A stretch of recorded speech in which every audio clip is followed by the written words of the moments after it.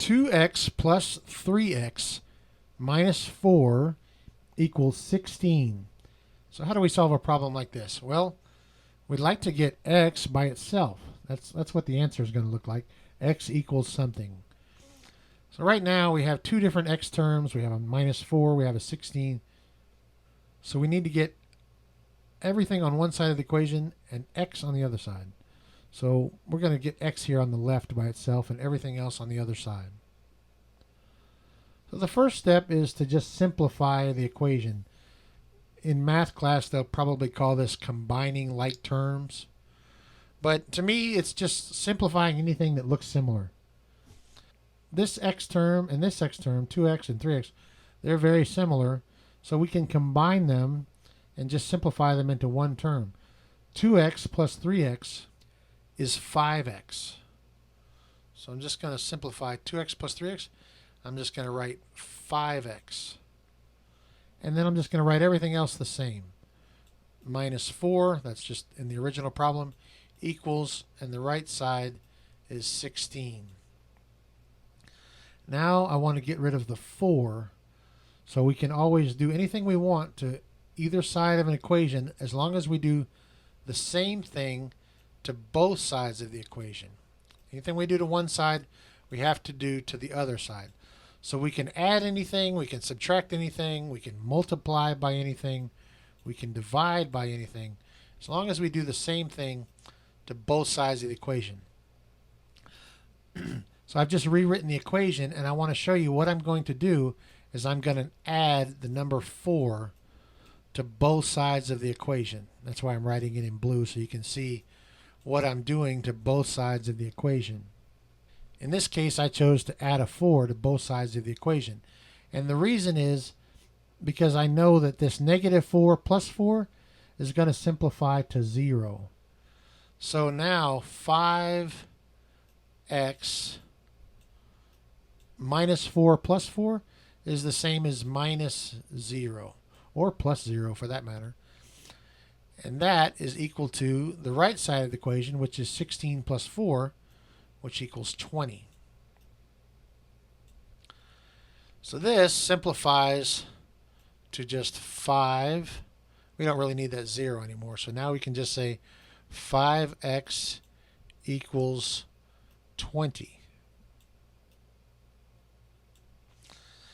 And now once again, I want to get rid of this 5, so I'm going to use that thingy that says we can do whatever we want to both sides of the equation, an equation, as long as we do the same thing to both sides of an equation. So to get rid of this 5, I'm going to divide both sides of the equation by the number 5. And when I do that, this 5 divided by 5 simplifies to the number 1. Anything divided by itself is 1.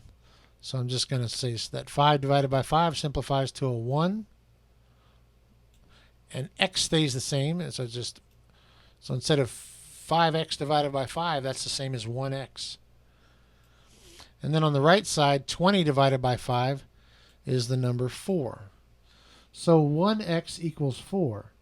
And a simpler way to say that is just x equals 4. And I'm going to put a rectangle around that to show that that's our solution. X equals 4. And we could just stop right here, and we've solved the problem. That's all there is to it. But sometimes we're humans and we make mistakes, so we might want to make sure we didn't make an error. So the way you do that is you plug your solution, x equals 4, back into the original equation and see if it holds true. See if both sides stay equal. So let me do that. I'm just going to rewrite the equation 2x plus 3x